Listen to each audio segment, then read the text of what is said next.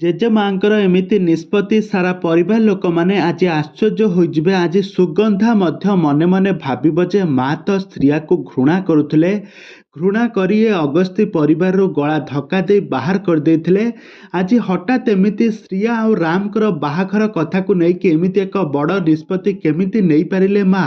ଆଉ ଏପଟରେ ଶ୍ରିୟା ମଧ୍ୟ ବହୁତ ଖୁସି ଥିବ, କାହିଁକି ନା ରାମଙ୍କ ସହିତ ତାଙ୍କର ବାହାଘର ହେବା ପାଇଁ ଯାଉଛି, କିନ୍ତୁ ଏ ବାହାଘରକୁ ଆଦୌ ବି ହେବା ପାଇଁ ଦେବ ନାହିଁ ଚିକି।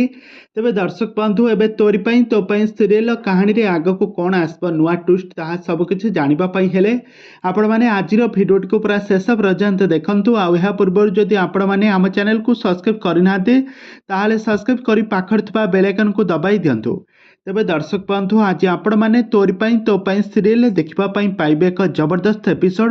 ଆଜି ଯେତେବେଳେ ସାରା ପରିବାର ଲୋକମାନେ ଯେତେବେଳେ ଡାଇନିଂ ହଲରେ ବସିଥାନ୍ତି, ଡିନର କରୁଥାନ୍ତି, ସେତିକି ବେଳେ ଜେଜେମା କହିବେ ମୁଁ ଏ ଘରର ନାତୁଣୀ ବୋହୂକୁ ଏତେ ଦିନ ପରେ ଖୋଜି ଖୋଜି ପାଇ ସାରିଛି, କାହିଁକି ନା ମୁଁ ଦୀର୍ଘ ଦିନ ହେଲାଣି ମୋ ନାତୁଣୀ ବୋହୂ କିଏ ହେବ ମୁଁ ବହୁତ ଚିନ୍ତିତରେ ଥିଲି, କିନ୍ତୁ ଆଜି ସେଇ ଚିନ୍ତାର ଆଜି ସବୁ ଅନ୍ତର ଆଜି ଅପେକ୍ଷାର ଅନ୍ତ ଘଟିଛି, କାହିଁକି ନା ଏବେ ଶ୍ରିୟା ଆଉ ରାମଙ୍କର ଆଜି ବାହାଘର କରାଇଦେବି।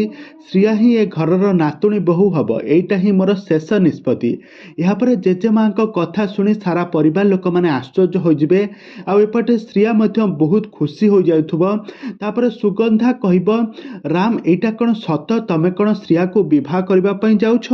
ତାପରେ ରାମ ତାଙ୍କ ମାଙ୍କୁ କ'ଣ ଉତ୍ତର ଦେବେ ସେ କିଛି ବି ବୁଝିପାରୁନଥିବେ। ତାପରେ ଶ୍ରିୟା ରାମକୁ କହିବେ, ଆରେ ରାମ, ତମେ କହିଦିଅ ନା ଆଈ ଯାହା କହିଲେ ସତ, ତମେ ବାହାଘରରେ ରାଜି ଅଛ ବୋଲି।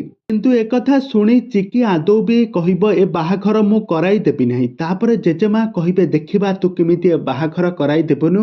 ଏବେ ତୋରି ପାଇଁ ତୋ ପାଇଁ ସିରିଏଲରେ ନୂଆ ଟ୍ୱିଷ୍ଟ ଘଟିବା ପାଇଁ ଯାଉଛି। ଏବେ ଜେଜେମା ଆଉ ନାତୁଣୀ ଯିଏକି ଚିକିଙ୍କ ମଧ୍ୟରେ ମହା ଲଢ଼େଇ ହେବା ପାଇଁ ଯାଉଛି। ସୋମବାର ମହା ଅଧ୍ୟାୟରେ ଆପଣମାନେ ଦେଖିବା ପାଇଁ ପାଇବେ ଏକ ରାମ ଆଉ ଚିକିର ପ୍ରେମରେ ଏବେ ଜେଜେମା ଆଉ ଚିକିଙ୍କ ମଧ୍ୟରେ ମହା ଲଢ଼େଇ ହେବ।